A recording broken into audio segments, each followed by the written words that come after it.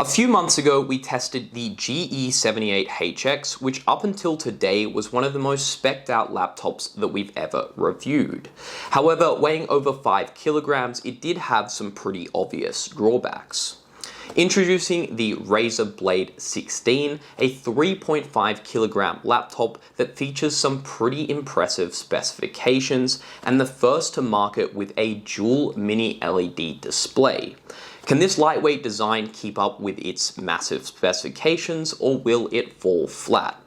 Let's find out.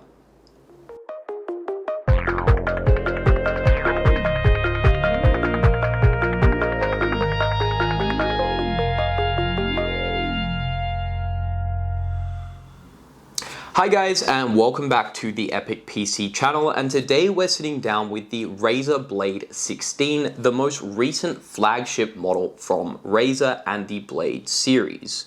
Now this specific model features a NVIDIA RTX 4090 at 175 watts, and Intel's latest Raptor Lake i9-13950HX, 32 gigs of RAM, a 2TB NVMe, and a 16-inch 16x10 mini LED screen with dual modes.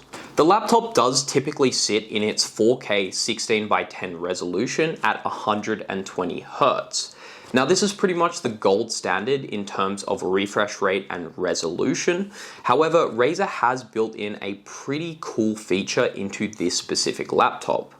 By using the inbuilt Razer Synapse software, you're able to switch from 4K to 1K, and with this switch, you get a bump from the 120 Hz refresh rate to 240 Hz. This means that you can enjoy AAA games and movies at 4K, but also switch to 1K and get the added benefit of the extra refresh rate if you want to play competitive games like Counter-Strike. The only real drawback to this feature is the fact that you have to restart the computer between changing from 4K to 1K using the Razer Synapse software.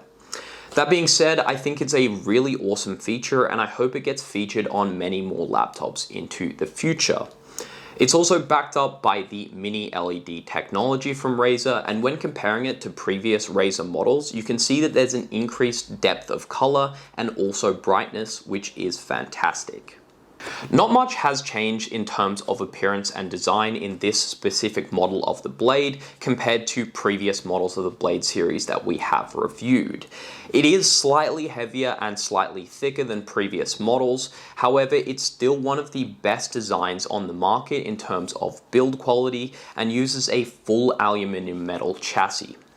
That being said, I do not like the hinge design on this specific model, and when we compared it to a model that's been used for many years now, you can see that the hinge design has degraded over time, so this can impact the longevity of your model. Razer's 330 watt power supply is one of the smallest and most compact on the market.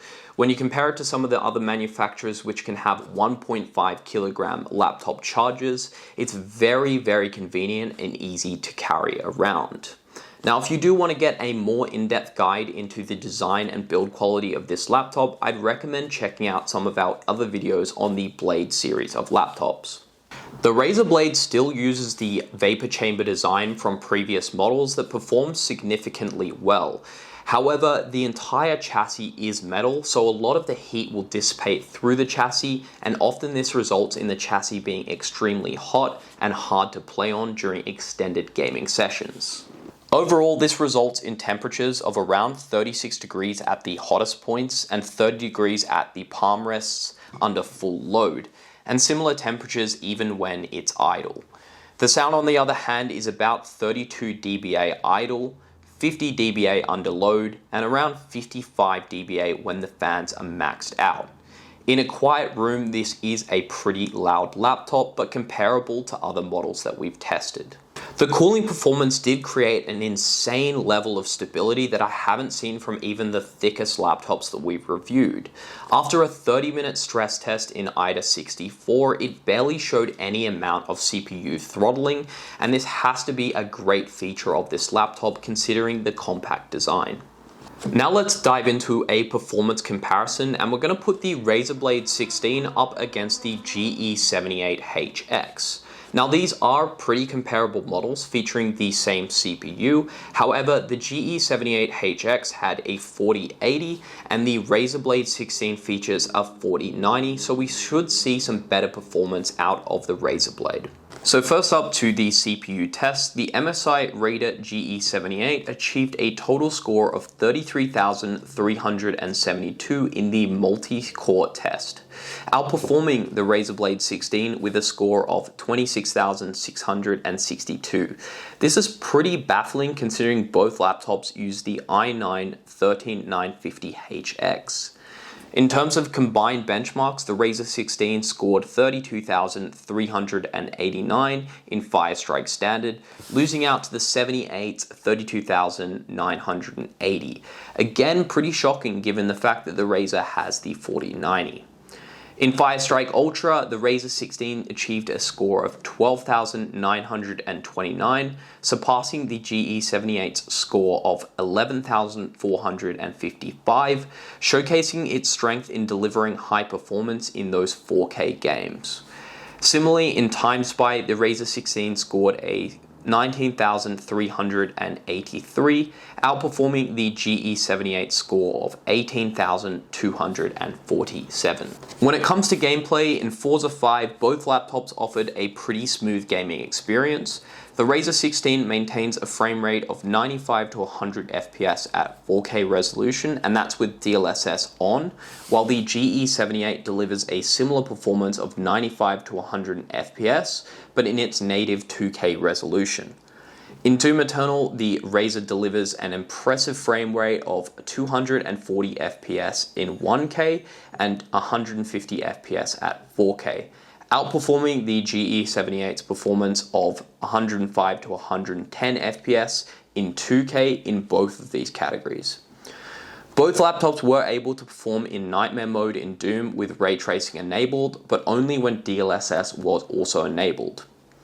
In Metro Exodus, both laptops provided a solid gaming experience.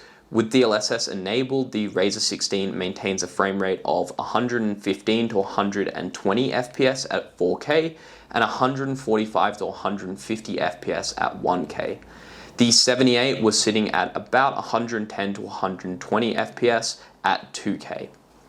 In Rise of the Tomb Raider, the Razer 16 achieves a gameplay frame rate of 140 FPS at 4K resolution, while the GE78HX was sitting at about 120 to 120 FPS at 2K.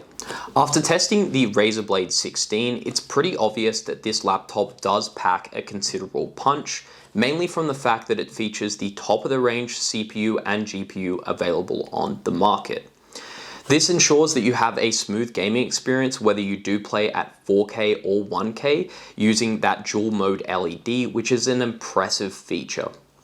It has stayed true to the design ethos of the Blade series laptops, featuring some really high quality materials, adding to the fact that overall it's a very high quality product.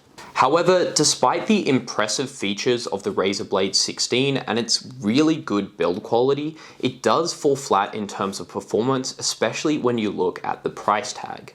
This laptop will set you back about 8,000 Australian dollars at the time of releasing this video, and when you compare it to models such as the GE78, it really doesn't perform that much better, and that features an RTX 4080, which is lower model than featured in this specific machine. I think that the performance needs to justify the price tag, and in this case, it just doesn't. While the Razer Blade 16 is undoubtedly a very powerful gaming laptop, the price tag simply puts it out of reach of most people in the market currently. I think that Razer needs to innovate a lot more on their design and their implementation, and that will deliver value that they can charge these high price tags for. In the models that we've received in the past, all Razer is simply doing is focusing on new screen innovations, and although the screen innovations in this thing are absolutely amazing, I think that they could do more to bring value to the market. Thank you for checking out the latest video on the Epic PC channel on the Razer Blade 16. If you did enjoy the video and the review, please leave a like and feel free to subscribe to keep up to date on the content. As always, we are doing a giveaway with this video, so we will be giving away the Black Widow Mini Hyperspeed keyboard. So if you are interested in entering that giveaway, it's completely free and the links are in the description below.